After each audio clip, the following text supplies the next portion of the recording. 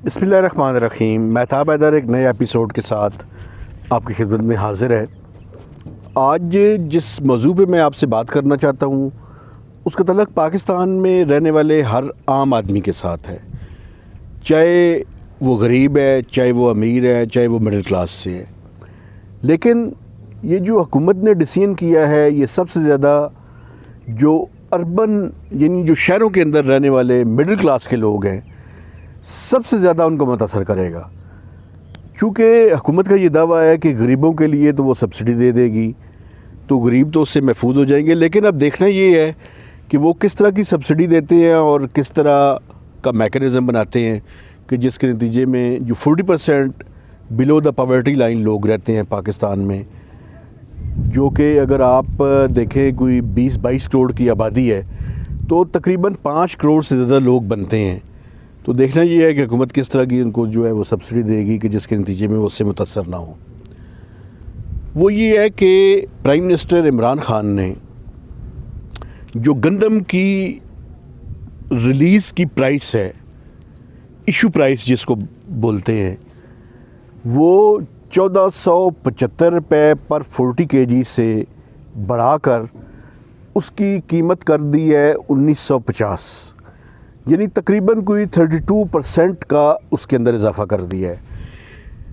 हुकूमत गंदम ख़रीदती है, गंदम ख़रीदने के बाद ये वो कीमत है जिस कीमत पर वो फ्लोर मिल्स को जो है वो गंदम मुहैया करेगी। तो जब 32% उनकी जो मेजर इनपुट है उसके अंदर इजाफ़ा हो जाएगा, तो आपको पता है गंदम से मुख्तलिफ़ प्रोडक्ट्स बनाई जाती हैं, उनमें एक आटा भी है।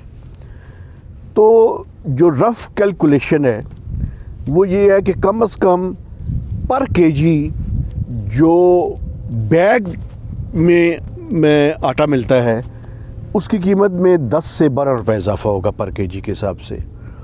तो ये जो अर्बन कंज्यूमर्स हैं जो कि पाकिस्तान के शहरों में रहते हैं और उन्होंने आटा जो है वो ख़रीद कर ये जो बैग फ्लोर है वो ख़रीद कर अपने घरों में इस्तेमाल करना है, तो वो तैयार हो जाए कि उन पे आइंदा चंद हफ्तों के बाद उसकी कीमत में मज़ीद इजाफ़ा होगा।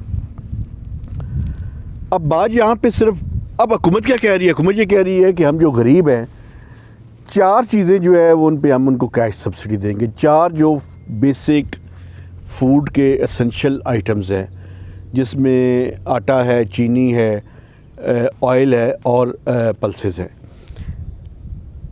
देखना ये है कि वो सब्सिडी कितने लोगों को मिलती है, कितनी इफ़ेक्टिवली जो है उसका इस्तेमाल होता है। चूँकि अक्सर ये देखा गया है कि हम जो सब्सिडी की अमाउंट है उसमें बड़ी गड़बड़ होती है, उसमें बड़ी एम्बेज़लमेंट होती है, उसमें बड़ी करप्शन होती है, बड़े सारे मसाइल होते हैं। चलिए उसको तो एक तरफ रखें। जो बात मैं आपसे डिस्कस करना चाहता हूँ, और ये एस्पेक्ट बहुत इम्पॉर्टेंट है, चूँकि एक बात जहन में रख लें, जब भी पाकिस्तान जैसे मुल्क में जहाँ पे बुनियादी कमोडिटी है आटा और गंदम, इसकी प्राइस में इजाफ़ा होगा तो उसके नतीजे में एक साइकोलॉजिकल इम्पैक्ट होता है और उसके नतीजे में हर चीज़ की कीमत बढ़ा दी जाती है। तो इन्फ्लेशन जो पहले ही एक प्रेशर है इन्फ्लेशन का या कीमतों के बढ़ने का, मेरा ज़ाती ख्याल ये है कि उसके ऊपर मज़ीद प्रेशर आएगा और उस प्रेशर के नतीजे में इन्फ्लेशन में आइंदा आने वाले महीनों में मज़ीद इजाफ़ा हो सकता है। एक तो मैंने ये बात करनी थी आपसे, और आपने घबराना नहीं है, घबराने की कोई ज़रूरत नहीं है। अभी इस हुकूमत के मज़ीद 2 साल बाकी हैं, तो अगर आप अभी से घबरा गए तो मज़ीद 2 साल कैसे आप जो है वो गुजारा करेंगे। जो दूसरी खबर है वो ये है कि फाइनेंस मिनिस्टर ने चंद दिन पहले ये जो जब इशू प्राइस के बारे में उन्होंने अनाउंस किया, तो साथ में उन्होंने ये भी एडमिट किया कि 3 सालों के दौरान कोई तकरीबन 15 ट्रिलियन का पब्लिक डेट के अंदर इजाफ़ा हुआ है। इसमें लाइबिलिटीज़ शामिल नहीं है, टोटल पब्लिक डेट की फ़िगर है। लाइबिलिटीज़ को अगर शामिल करें तो वो ज़्यादा है, वो फिर मज़ीद जो है ना वो उसके बारे में मैं किसी टाइम फिर आपके साथ तफसील से बात कर लूँगा। वो कोई 14.9 ट्रिलियन के लगभग जो है उसमें इजाफा हुआ है। जब ये आए थे तो 25 ट्रिलियन थी और अभी 3 सालों के बाद ये कोई 39.9 ट्रिलियन तक जो है पब्लिक डेट पहुंच चुका है। ये वो डेट है जो हुकूमत पाकिस्तान ने वापस करना है। और 15 ट्रिलियन का जो इजाफा है ये 3 सालों में पाकिस्तान की हिस्ट्री में सबसे ज़्यादा इजाफा है।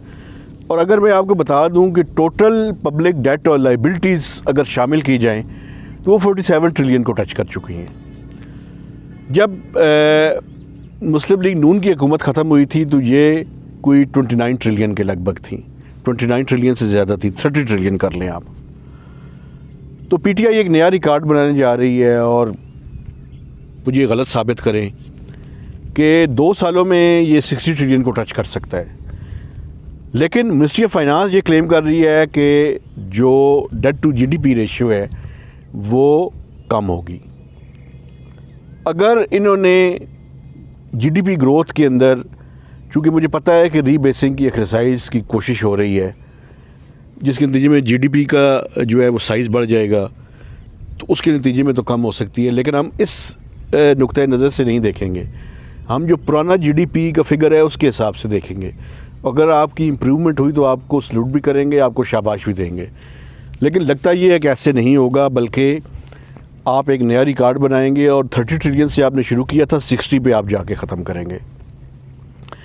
और आखिरी बात, आपने देखा कि फिर पेट्रोल की प्राइसेस में इजाफ़ा कर दिया गया है, तो इस पे भी आपने घबराना नहीं है। लेकिन ये है कि इन्फ्लेशनरी प्रेशर जो हैं वो पाकिस्तान के लोगों को मज़ीद बर्दाश्त करने पड़ेंगे।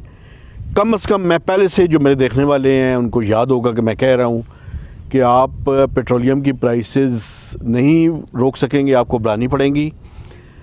हालांकि इंटरनेशनल मार्केट में पिछले कुछ अरसे में प्राइसेस कम हुई, फिर थोड़ी सी बढ़नी शुरू हुई। लेकिन जो मसला है वो ये है कि आपको कम से कम जो फर्स्ट हाफ है उसमें इन्फ्लेशन का प्रेशर जो है वो बर्दाश्त करना पड़ेगा। और पाकिस्तान के लोगों को ये जो अफरीत है इसका सामना करना पड़ेगा। और इसके नतीजे में सबसे बड़ा प्रॉब्लम क्या होता है, ये जो सैलरीड और पेंशनर्स हैं जिनकी फ़िक्स्ड इनकम है, उनको सबसे ज़्यादा पिंच इसकी महसूस होती है। और वो पिंच जो है वो अब आम लोगों की चीखें निकलनी जो है वो शुरू हो चुकी हैं। चंद दिन पहले मैंने एक ख़ातून की वीडियो देखी, वो इस तरह की लैंग्वेज इस्तेमाल कर रही थी कि मैंने आज तक इस तरह की लैंग्वेज नहीं सुनी। अब कोई प्राइम मिनिस्टर को बताए कि इन्फ्लेशन ने आम आदमी का जीना जो है वो दोबारा किया हुआ है और आपके जो इकनॉमिक फंडामेंटल्स हैं वो भी अपनी जगहों से हिलना जो है वो शुरू हो गए हैं, तो ऑल इज़ नॉट वेल। आपको बुनियादी तौर पे अपनी जो इकनॉमिक पॉलिसीज़ हैं उनमें तेज़ी के साथ एडजस्टमेंट्स करने की ज़रूरत है। और अगर आपने ये एडजस्टमेंट्स ना की तो उसके नतीजे में जो आप जहाँ से शुरू हुए थे वहीं पे जाके जो है वो 5 सालों के बाद उसका इख्तिताम होगा। और अल्टीमेटली जो विक्टिम्स होंगे और जो जिन लोगों ने कीमत अदा करनी होगी वो पाकिस्तान के अवाम होंगे। तो महताब हैदर को नए वीलॉग तक इजाज़त दीजिए। खुदा हाफिज़।